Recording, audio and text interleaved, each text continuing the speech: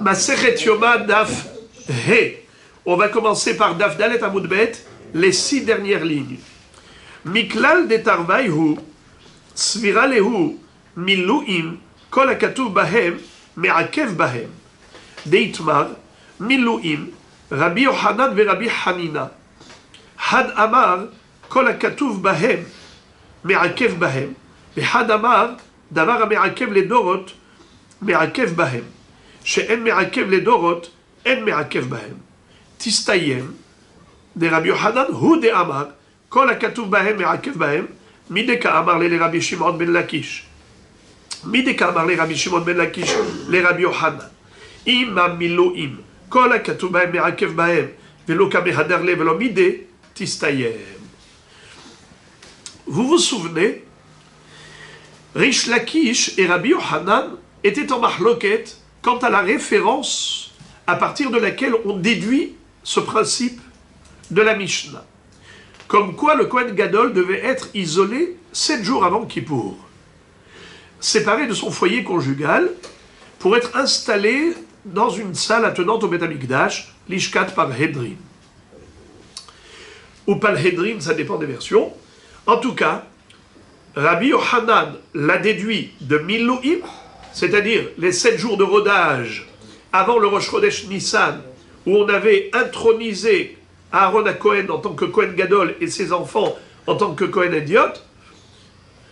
Il y avait eu 7 jours de Miluim où ils étaient isolés, séparés de leur foyer conjugal. Ça, c'était la référence selon Rabbi Yochanan. Mais Rish Lakish dit que non. La référence, ce n'est pas les Shivrat Yemei HaMiluim, avant Rosh Chodesh Nissan. C'est les 6 jours où Moshe Rabbeinu s'est retrouvé isolé sur le mont Sinaï au lendemain de Matan Torah. 6 jours avant de monter au ciel. Donc avant de rentrer dans le Mahane Shechina, dans le ciel, il faut 6 jours de préparation. Donc avant de rentrer dans le Kodesh HaKodashim, le jour de Kippour, le Kohen Gadol devait être isolé pendant 6 jours. Et on a rajouté un 7e jour par rapport au risque de Nida, si jamais il y avait une relation conjugale avant. Et donc, Hachamim ont rajouté un jour de plus. Ok. Alors maintenant, à un moment donné, Rish Lakish avait dit à Rabbi Yochanan, je vais te démontrer que ta référence n'est pas juste. Quelle est ma preuve? C'est que si vraiment c'est de Shivrat Yemei HaMiluim qu'on déduit cette halakha de 7 jours d'isolement, alors, dans ce cas-là, ça devrait être une condition sine qua non. Ça devrait être une obligation, un détail indispensable, une condition indispensable. Or, ce n'est pas le cas. Quelle est la preuve que l'isolement du Kohen Gadol avant Kippour, ce n'est pas un détail indispensable? La preuve, c'est que le remplaçant. Bravo. On avait appris dans la Mishnah qu'on préparait un deuxième Kohen Gadol de remplacement, de rechange. Au cas où il arrivait un incident au premier, alors on avait toujours une possibilité de se rabattre sur un deuxième, le suppléant. Question, mais le deuxième, lui n'a pas été isolé. Le deuxième ne s'est pas séparé du foyer conjugal. Alors comment tu vas pouvoir l'introduire pour remplacer le premier qui a été disqualifié? Et la bataille que ce détail n'est pas une condition sine qua non. Un Kohen Gadol qui ne s'est pas isolé, ce n'est pas pour autant qu'il va être disqualifié le jour de Kippour. Il peut tout de même officier dans le Saint-Temple. Ça veut dire que, a priori, il doit s'isoler, mais a posteriori, ce n'est pas grave s'il ne s'est pas séparé du foyer conjugal. C'est la halakha. Puisque c'est ça la halakha, que ce n'est pas indispensable, Rish Lakish va dire à Rabbi Yochanan, tu vois, si ce n'est pas indispensable, c'est que forcément, la référence de cette histoire d'isolement, ce n'est pas Miluim, c'est forcément Moshe, sur le mont Sinaï après Matan Torah. Et pas Miluim, avec l'histoire de Aaron à Cohen 7 jours avant Rosh Chodesh Nissan. Car si c'était le cas, qu'on déduisait de Miluim, tout ce qui est écrit dans Miluim c'est obligatoire. Toutes les halachot et les mitzvot qu'on retrouve dans Parashat Tzav et dans Parashat Tetzavé, Parashat Tzav du Sefer Vaïkra, Parashat Tetzavé du Sefer Shemot, où on nous explique et on nous raconte le déroulement des Milouim, des 7 jours de rodage de Aaron et ses enfants. Tout ce qui est écrit là-bas, c'était des instructions obligatoires. Ce n'était pas facultatif, c'était impératif. Donc, c'est sûr que la référence de l'isolement du Kohen Gadol, ce n'est pas Milouim, car si c'était de Milouim qu'on l'apprenait, alors ça aurait dû être une halakha obligatoire. Or, tu vois que ce n'est pas indispensable. Donc j'ai raison de dire que la référence, c'est Moshe Rabbeinu. J'ouvre une parenthèse. On pose la question. Alors, si on a isolé le premier, pourquoi est-ce qu'on ne demande pas au deuxième de s'isoler? Même si on va dire que ce n'est pas indispensable. Mais malgré tout, tu dis qu'a priori, il faut s'isoler. Mais a posteriori, le Kohen Gadol, même s'il ne s'est pas isolé, il n'est pas disqualifié. D'accord. Mais pourquoi alors tu ne demandes pas au deuxième, par mesure de préparation, a priori qu'il aille s'isoler? La réponse, c'est que, étant donné que cet élément, justement, est facultatif, c'est-à-dire que Bediavad, ce n'est pas problématique, ce n'est pas disqualifiant, alors c'est quand même une contrainte.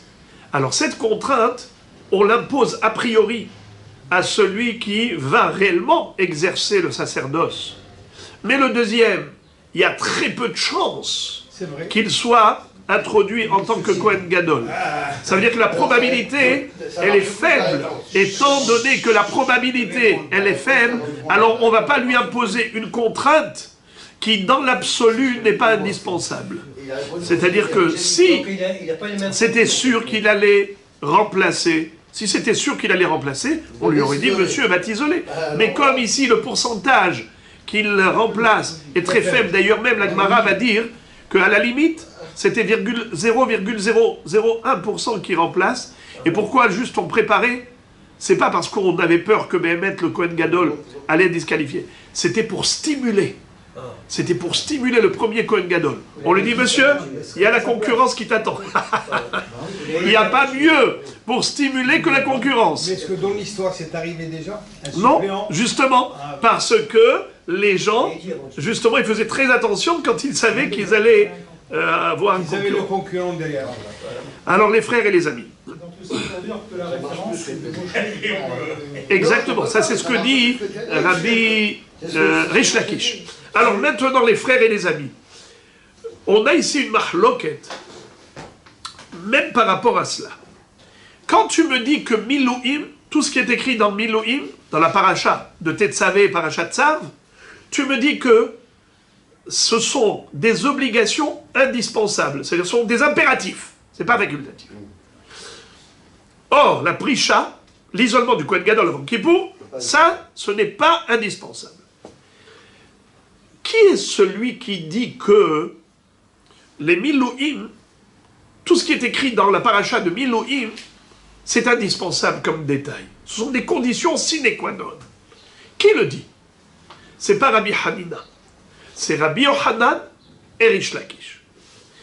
Puisque nous voyons que, au moment où Rish Lakish a dit à Rabbi Yochanan, eh oh, si Milouim c'est la référence, alors pourquoi la prisha elle est que facultative? Elle devrait être indispensable. Si c'est ça la référence. Et Rabbi Yochanan n'a pas dit mot. Qui ne dit mot, consent. Ça veut dire qu'il est d'accord que tout ce qui figure dans Parashat HaMilouim, c'est obligatoire, c'est indispensable. Et donc c'est pour ça qu'il s'est tu quand il a entendu cette question.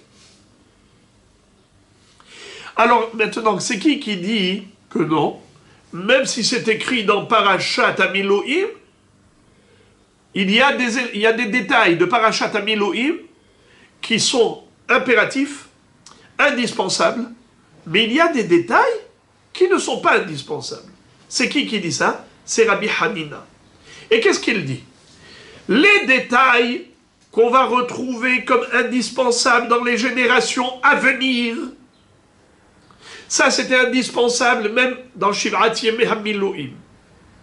Mais les détails qui, dans les générations à venir, ne seront pas indispensables, alors ça n'était pas indispensable, même pendant les Shiv'at Yemei HaMiluim. Quels sont ces détails? La Gemara va nous citer plusieurs détails. On va voir, il y a toutes sortes de mitzvot qu'on appliquait dans le Beth Amikdash par rapport au Korbanot, qui étaient une mitzvah, mais pas indispensable. Même si la personne n'a pas fait cette mitzvah, le Korban était cachère. On va le voir. Regardez ça. Alors je relis, parce que je n'ai pas traduit dans les mots. La Gemara nous dit Miklal detarvayu sviralehu miluim kolakatuv bahem me'akev bahem. De là, je déduis que les deux, c'est qui les deux? Rabbi Yochanan et Rish Lakish pensent que tout ce qui est écrit dans la paracha de Miluim, du rodage, me'akev, c'est indispensable. Deitmar, car on a retrouvé un enseignement. Miluim, Rabbi Yochanan et Rabbi Hanina. Rabbi Yochanan et Rabbi Hanina ont une mahloket à propos de Miluim, du rodage. Had Amar, il y en a un des deux, on ne sait pas qui dit quoi, mais on sait qu'il y en a un des deux qui dit Had Amar, Kol HaKatuv Bahem, Me'akev Bahem. Tout ce qui est écrit dans Parashat HaMiluim, ce sont des mitzvot obligatoires et indispensables. Mais Had Amar, mais l'autre va dire Davar Me'akev Ledorot, Me'akev Bahem. She'en Me'akev Ledorot, En Me'akev Bahem. Un détail qui, dans les générations à venir, sera considéré indispensable, alors il était indispensable déjà à l'époque de Shiv'at Yemei HaMiluim.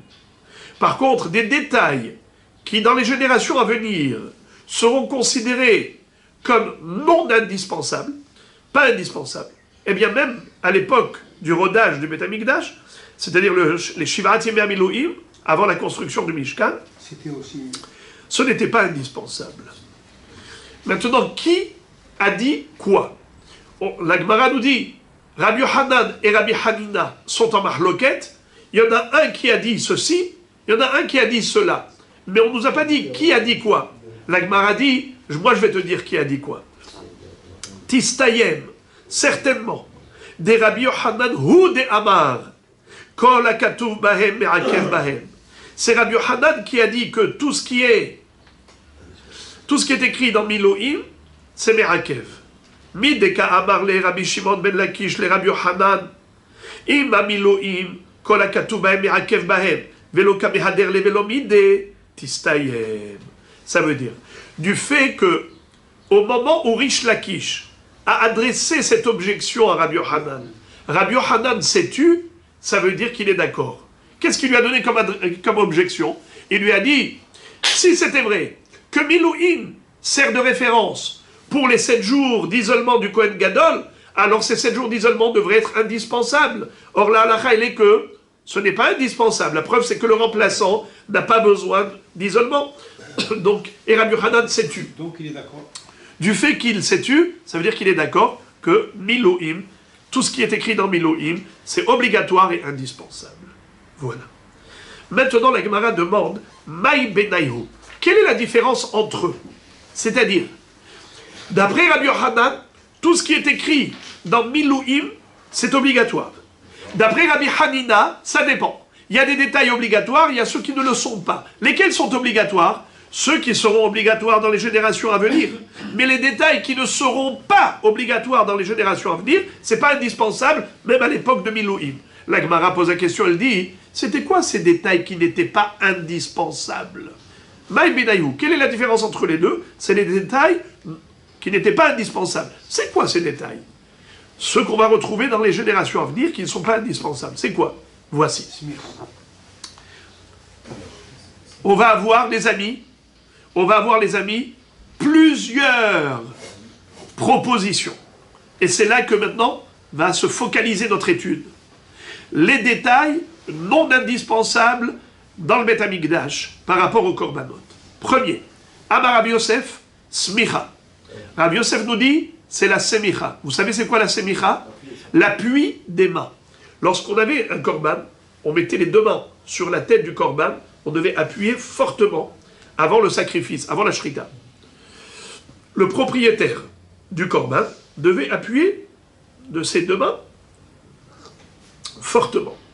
Cette semicha, imaginons par exemple, le Kohen a été super rapide, le propriétaire n'a pas fait la smicha.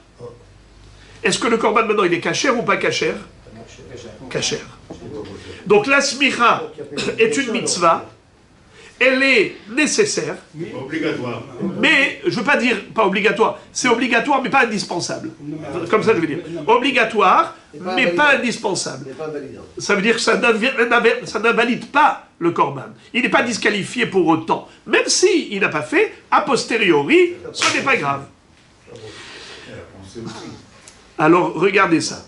Les man de Amar, kol hakatuv bahem me'akev bahem, semicha me'akva. Ulman de Amar, davar shel me'akev le dorot, en me'akev bahem, semicha lo me'akva. Ça veut dire, d'après Rabbi Yochanan, qui a dit que tout ce qui est écrit dans Milouim, c'est me'akev, alors la semicha de la période de rodage, elle était obligatoire et elle était indispensable. Et elle a validé. Mais, et elle a validé. Et elle a validé. Par contre, dans les générations à venir, la sémira, quand elle a été donnée au Ham Israël, non, elle n'invalide pas. Mais à l'époque des 7 jours de rodage, c'était invalidant. Donc les suivants, les considèrent amoindris. Exact. Tandis que Rabbi Hanina va dire ma pitom. De la même façon que dans les générations à venir, les Doroth, tu dis que la smicha n'est pas indispensable, elle n'invalide pas le korban. Eh bien, même à l'époque des 7 jours de rodage, si, par exemple, Aharon ou ses enfants n'avaient pas fait la smicha, eh bien, le korban était tout de même kasher. Ce qui est invalide dans les générations à venir, invalide pendant les 7 jours de rodage, ce qui n'invalide pas après, n'invalide pas pendant.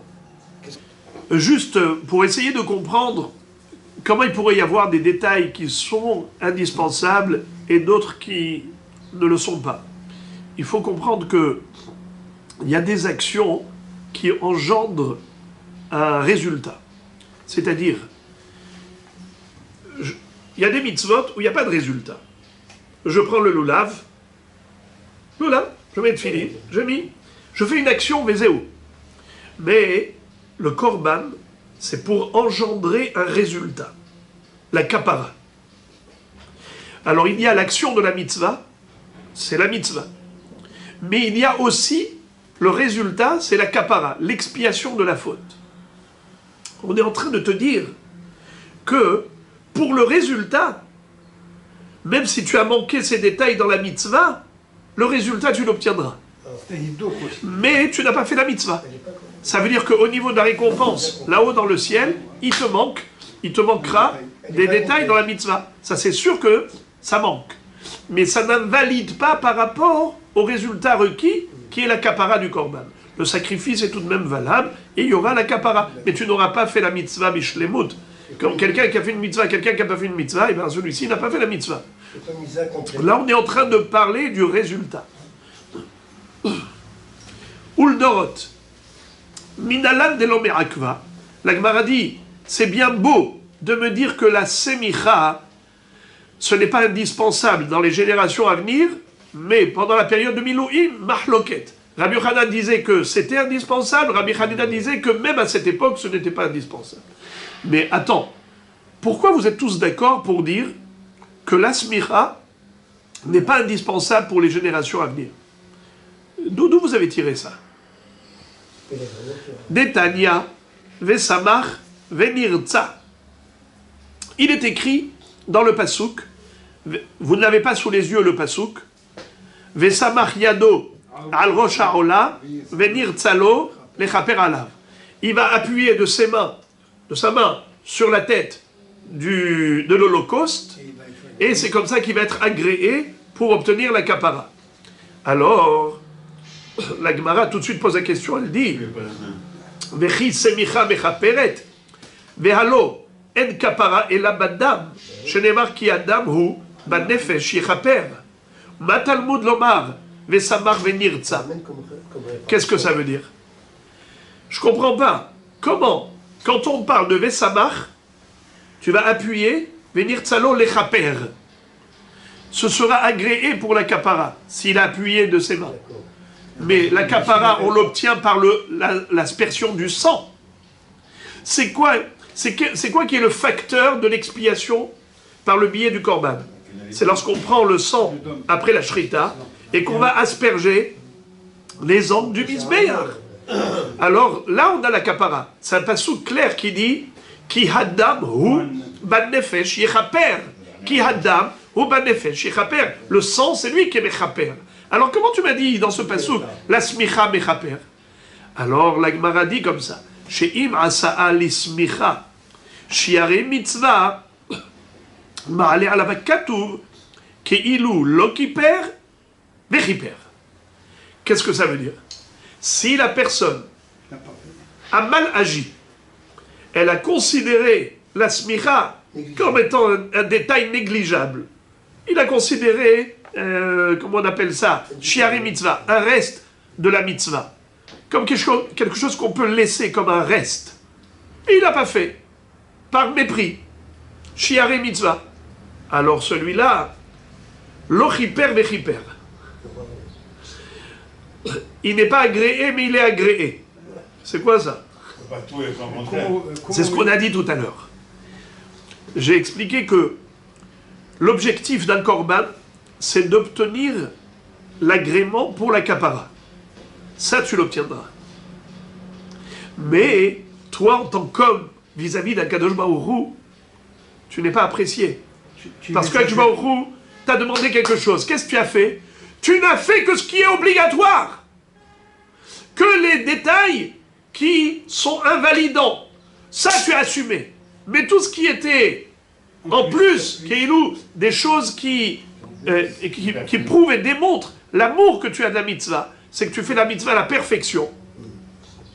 Eh bien, ça, tu n'as pas démontré. Alors, toi, vis-à-vis d'Hachem, en tant qu'homme à toi, il ne t'apprécie pas. Bien qu'il ne va pas te sanctionner. Il ne va pas te sanctionner parce que le korban, il a atteint son objectif. Et c'est quoi l'objectif du korban? C'est de passer l'éponge sur la faute pour l'expier. C'est vrai. Il y a expiation des fautes, il n'y aura pas de sanction. Mais l'amour, il n'y a pas que la crainte, il y a l'amour. Et l'amour d'Akadosh Baruch Hu, tu ne l'auras pas. Pourquoi? Parce que la mitzvah, tu l'as réduite à son minimum. Ça veut dire que les éléments qui n'étaient pas indispensables pour obtenir le résultat que tu souhaitais avoir, c'est-à-dire l'expiation des fautes pour ne pas être sanctionné, ça oui, tu vas l'obtenir. Mais tu ne peux pas obtenir l'affection d'Akadosh Baruch Hu à ton égard lorsque tu as négligé les détails qui n'étaient pas indispensables. Parce que ces détails étaient la preuve de l'amour. C'est le Hidor Mitzvah, si on veut. On peut dire comme ça, comme Hidor Mitzvah. On peut dire Hidor Mitzvah. Rabbi Yochanan ne savait pas tout ça quand il s'est tué. Il n'a rien dit. Non, Rabbi Yochanan, c'est pourquoi il s'est tué. Il s'est tué parce que il lui a dit, Rish Lakish lui a dit, tu es bien d'accord que tout ce qui figure dans Parashat Miloïm, tout ce qui figure là-bas, pendant les 7 jours de rodage, c'était indispensable. Et donc, si c'était indispensable, alors comment tu peux dire que Shivat Yamim, avant Kippour, ce n'est pas indispensable? Puisque toi, tu apprends de Milouim, tu apprends pour Kippour, alors de la même façon qu'un Milouim, c'était indispensable, alors même ici, ça devrait être indispensable. Or, ce n'est pas le cas, puisqu'on voit dans la Mishnah que le suppléant, le Kohen de remplacement, lui, n'allait pas s'isoler. Voilà une première proposition. Alors, Rabotai, je répète, c'est quoi l'élément qui figure dans la paracha de Milouim, mais qui n'est pas invalidant le korban? C'est la smicha. Voilà qui nous a donné cette explication. Rav Yosef. Maintenant, il y a un autre Rav, il s'appelle Rav Nachman bar Yitzhak. Rav Nachman bar Yitzhak Amar Tenufa Ika benayhu. Leman de Amar kol hakatuv bahem me'akev bahem me'akva, ulman de Amar davar she'en me'akev ledorot en me'akev bahem lo me'akva. Vous savez qu'est-ce que c'est que Tenufa? Le balancement. le balancement. Le Kohen Gadol, pas le Kohen Gadol, le Kohen qui sacrifiait le Korban devait prendre la poitrine et la graisse du Korban et mettre dessus et faire, et avec le choc et aussi la pâte, Hazé va choc avec les halavim, la graisse, et il faisait le balancement. C'est quoi le balancement? Il mettait sa main sous la main du propriétaire et il faisait Ma'ale ou Morid, Molich ou Mevi. Ma'ale ou Morid, Molich ou Mevi. Ce balancement, c'est une action qu'il fallait faire. Maintenant, si le Kohen n'a pas procédé au balancement, est-ce que ça invalide le Korban? Non. La Gemara dit Ikabinayhu tenufa. Les mad de Amar kolakatuv bahem merakev bahem merakva. Ou le mad de Amar davar shen merakev les dorot en merakev bahem lo merakva. Pour Rabbi Yochanan, pendant la période de rodage, puisque c'est écrit dans Parashat Amiluim, si le Kohen n'avait pas fait le balancement, alors c'était invalidant. Mais pour les générations à venir, ce balancement n'est pas indispensable. Bien que ce soit une mitzvah, mais ça n'invalide pas. Tandis que pour Rabbi Hanina, ce qui n'invalide pas après, n'invalide pas avant. Si dans les générations à venir, on considère que la Tenoufa n'est pas invalidante, alors elle n'est pas invalidante non plus à l'époque de Milouim. Et la Gemara dit, et d'où tu sais que le balancement est un détail qui n'est pas invalidant? D'où tu le sais? Uldorot, minalav de l'omerakva. Pour les générations à venir, d'où tu sais que la Tnoufa n'est pas indispensable? Réponse, Detanya, litnoufa, lechaper. Il y a un pasouk, vous ne l'avez pas sous les yeux. Le pasouk dit, Velakah, keves ehad, hacham, litnoufa, lechaper alav. Il prendra un mouton comme korban hacham, qui devra balancer pour être mechaper. De qui on parle? On parle du Metzora, qui est pauvre. Ve'im dalhu, ve'en yado baseget, ve'lakach keves ehad, hacham litnufa, lechaper alav. Ve'isaron solet, ehad balul bashemen lemincha, ve'log shamen. Alors, qu'est-ce que nous voyons? Qui est écrit ici, le mouton balancé pour l'expiation. Très bien. La Gemara pose la question, elle dit, quoi? Est-ce que le balancement, c'est ça qui entraîne l'expiation? Mais pas du tout. C'est l'aspersion du sang qui déclenche l'expiation et pas le balancement. Alors pourquoi la Torah a employé le verbe lechaper, kapara, par rapport au balancement? Vechitnufa mechaperet, ve'alo en kapara il a baddam, shenemar ki adam hu banefesh shechaper, ma talmud lomar litnufa lechaper, she'im asa'a litnufa shiare mitzvah, ma'ale alama katuv keilu lo kiper, vechiper. La même chose. Rabotai, on va faire du copier-coller. Rabotai, ce hamoud, il est facile. Copier-coller, copier-coller. Seulement, à chaque fois, c'est un autre détail. Une fois, c'était smicha, appuyer. Maintenant, ça va être le balancement, tenoufa. Et après ça, on va voir un autre qui va nous parler d'autre chose. Mais chacun fait la même analyse. Il nous cite un pasouk où la Torah emploie le verbe lechaper pour un élément, pour une action qui, a priori, n'est pas une kapara. Alors, tu ne comprends pas. Pourquoi? Alors, la Torah, elle dit lechaper pour un élément qui n'est pas mechaper. Et ça va être toujours la même réponse, c'est que si la personne a négligé et elle n'a pas accompli ce détail, elle n'a pas accompli la mitzvah à la perfection, malgré tout, ça marche. C'est pas invalidant. Mais toujours c'est la même chose. Donc voilà comment on va arriver même à Prisha. On va arriver à Prisha. Vous avez posé une bonne question, quel est le din si on a cumulé les imperfections? Eh bien ce n'est pas grave.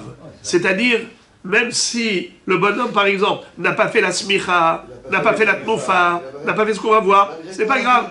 étant donné que ces éléments-là ne sont pas invalidants. C'est la même chose. Tant qu'il y a la bête, Il a c'est fait bon. ça, il a fait ce qu'il fallait faire. Et la Gemara dit, On fait le compte. Il a fait. Uldorot minalan de l'omerakva, Tout ça qui a été donné. Ah oui.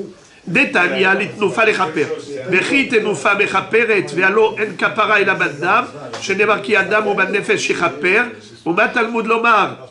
Litnufa lechaper, shim asa litnufa shiare mitzvah, ma'ali alav katuv, ki ilu lo chiper vechiper. Ça veut dire que, dans l'absolu, il obtiendra son objectif, il va atteindre son objectif de la kapara, mais ce n'est pas parfait. Ce n'est pas parfait. Lui, personnellement, il ne sera pas agréé en tant que personne par Hachem. Comme j'ai dit, il a fait ce qu'il faut faire par crainte, mais il n'a pas fait les choses qu'il faut faire par amour. Et tout ce qui est facultatif, entre guillemets, c'est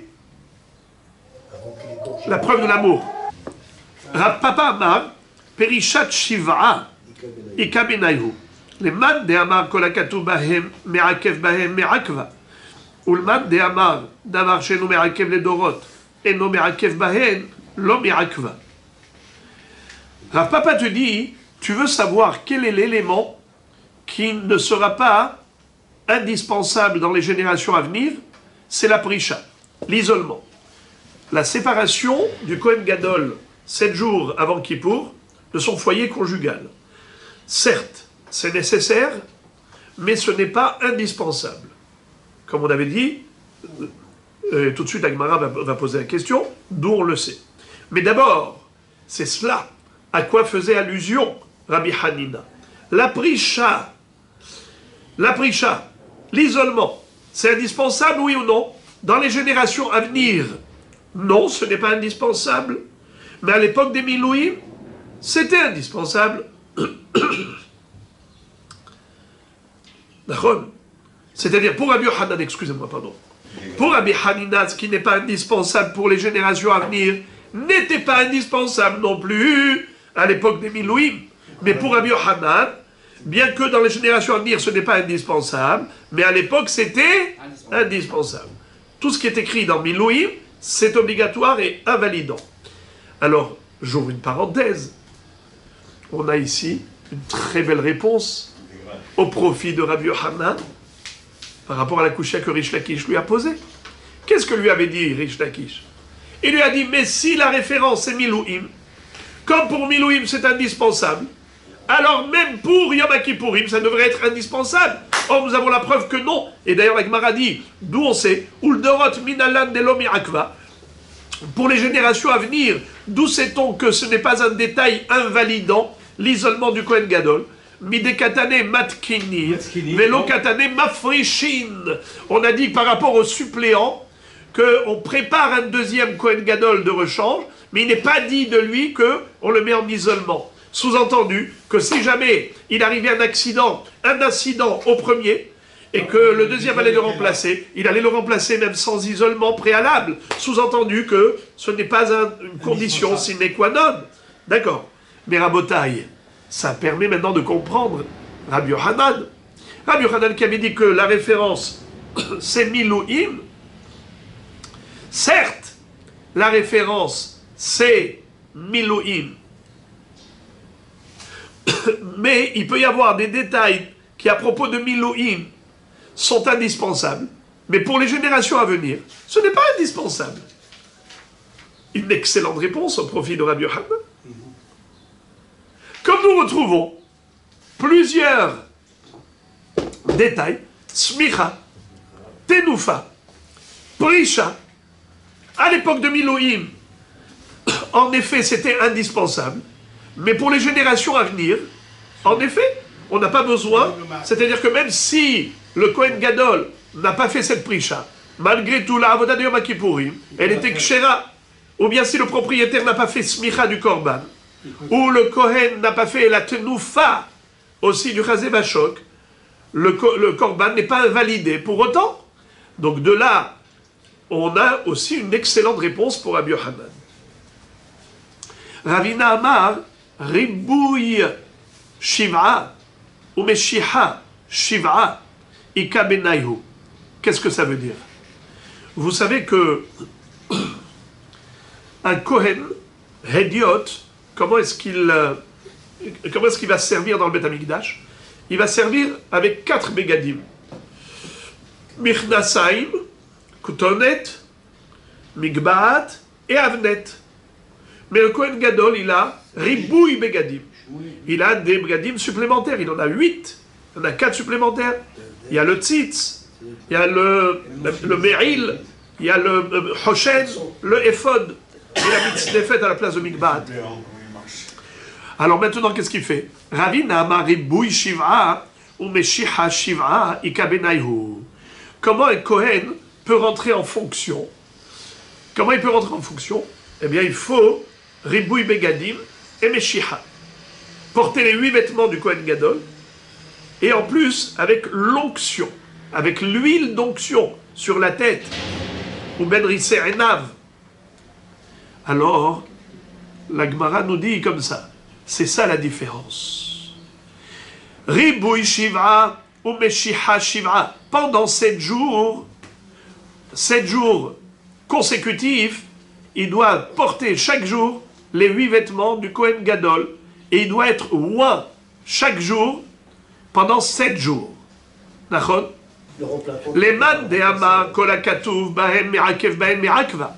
Ou le man de Amar, Davar Shen Mirakev, les Dorot, En Mirakev, Bahem Lo Mirakva. C'est-à-dire que pendant les 7 jours de Milouim, est-ce que c'était Mirakev, oui ou non? Pour les Dorot Abaim, ça c'est sûr que ce n'est pas Mirakev. Un Kohen Gadol qui n'a pas porté les 8 vêtements de Kohen Gadol, ou qui n'a pas été oint avec l'huile d'onction, ce n'est pas Merakev pour son intronisation. Alors que dans Shiv'at Yemei HaMiluim, selon Rabbi Yochanan, c'était Merakev, pour Rabbi Hanina, ce n'était pas Merakev. Car pour Rabbi Hanina, ce qui n'est pas Merakev après, n'était pas Merakev avant. La Gemara nous dit, Uldorot, minalan delo mirakva. Et d'où sais-tu que Behemet, le port des 8 vêtements du Kohen Gadol et de l'onction du Kohen Gadol ne sont pas des éléments disqualifiants? Ça veut dire que si il a manqué ces détails-là, malgré tout, il peut être considéré Kohen Gadol. Des Tanya, il est écrit à propos de Yom Kippour, Vechiper HaKohen asher imshach oto, v'asher yemalet yado, lechahen tahat aviv. Ma Talmud loma. C'est-à-dire que qu'est-ce que ce passouk nous enseigne? Que la avoda de Yom Kippourim ne peut être réalisée que par un Kohen Gadol. C'est ça ce que ce passouk est en train de nous dire. Boker Tov, on n'a pas besoin de le dire. Pourquoi?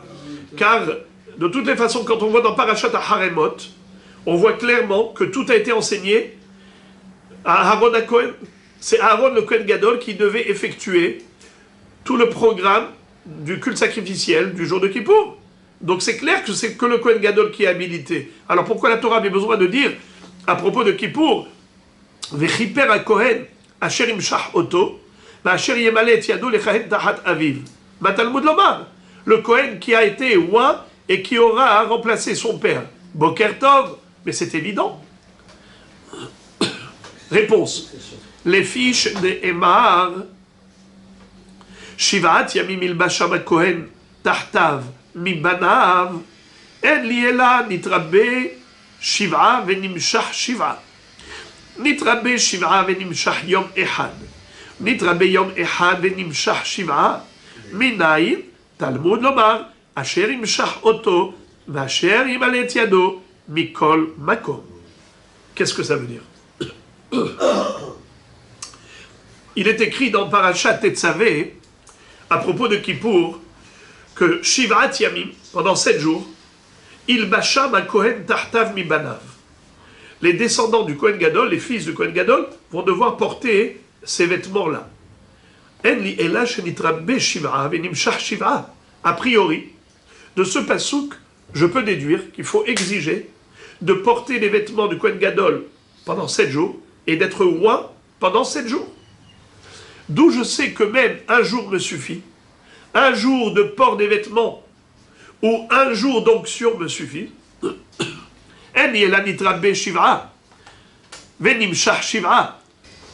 Pour 7 jours de port de vêtements et 7 jours d'onction. Mais d'où je sais que pour un jour ça suffit. s'il a eu Ribouy Begadim pendant 7 jours, il a été oint qu'un seul jour, ou bien Nitra Beyom Echad Venim Shah Shiva, ou bien il a eu Ribouy Begadim un jour, et la Meshicha, c'est-à-dire l'onction, c'était 7 jours, Minaïm, mais les Mefarshim disent que pas seulement 7 jours de Ribouy Begadim et un jour de Meshicha, ou 7 jours de Meshicha et un jour de Ribouy Begadim. Même un jour et un jour, ça suffirait. Un jour de Meshicha, d'onction, et un jour de Ribouy Begadim, de port des 8 vêtements, ça suffirait. D'où je l'apprends? Talmud Lomar Asher im Shachoto Asher Yemale et Yado, Mikol Makom. Comme il est écrit dans le Passouk, il a été oint. Il a été Mile et Yado, ça veut dire avec les Begadim. Eh bien, il est suffisant. Il est suffisant, cet élément de Milo Yadaim, c'est-à-dire Ribouy Begadim, ou Meshicha, même un jour, ça suffit. Donc, qu'est-ce que j'ai appris à Motaï? Qu'est-ce qu'on cherchait? On cherchait quel est l'élément qui est nécessaire, mais qui n'est pas invalidant. Nécessaire, c'est porter les vêtements et être oint pendant 7 jours, avant Kippour. 7 jours. Et pourquoi? Et qu'est-ce qui n'est pas invalidant? Eh bien ça n'invalide pas, même s'il n'a fait qu'un seul jour. Et d'où j'apprends que ça n'invalide pas? Parce qu'il y a un autre passage qui dit Asher imshach oto, va Asher yemalet yado. Ça veut dire, il y a eu Meshicha, c'est bon. Il y a eu Milou Yadaim, c'est bon. C'est bon. Pas besoin de 7 jours. Alors pourquoi, au début, on a dit que oui, il fallait? Parce qu'il faut 7 jours, les Khatrila. Et la Gemara demande d'où tu sais. Ashkehad Ribouy Shiv'a les Khatrila. On a trouvé en effet dans la Torah qu'il faut les Khatrila, que le Kohen Gadol porte les 8 vêtements 7 jours avant Kippour. Comme il est écrit, Shiv'at Yamim, il Basham à Kohen. Mais Meshicha Shiv'a les Khatrila Minalan. Mais où est-ce que nous retrouvons dans la Torah la nécessité d'être oint pendant 7 jours avant Kippour? La Gemara donne 2 réponses. Iba itima, si tu veux, je peux te répondre. Mideitzterichkra, les ma'uta, du fait qu'on ait eu besoin d'écrire un autre pasouk. Asher imshach oto, va asher yemale yado. Pourquoi on a écrit ça? C'est un pasouk en plus. C'est pour te dire que même la Meshicha, un jour, même le Ribouy Begadim, un jour suffisent. Sous-entendu que les Khatrila, ça ne suffit pas. Les Khatrila, il faut 7 jours. Ça, c'est la première réponse. Deuxième réponse, Iba itima, de Amarkra, ou Bigde Kodesh, Asher le Aharon, Ihyu le Banav Aharav, le Mosha Bahem, ou le Maleba et Yadam, Itkash Meshicha le Ribouy, Ma Ribouy Shiva, Af Meshicha Shiva. C'est-à-dire qu'on a comparé l'onction au Ribouy Begadim, au port des vêtements. De la même façon qu'il y a un passou qui nous dit que le Kohen, avant Kippour, doit porter les 8 vêtements pendant 7 jours, comme il est écrit Shivaat Yamim il Basham à Kohen, ainsi la Meshicha, oui, de la même façon que le port des vêtements, c'est pendant les 7 jours, et Shivaat Yamim il Basham à Kohen, ainsi la Meshicha, c'est 7 jours, puisque la Torah a juxtaposé les 2 sujets dans le même passou. Comme elle a écrit, ou Bigde Kodesh, Asher le Aharon, Ihyu le Banav Aharav, les Mosha Bahem, Ulma le Bam et Yadam.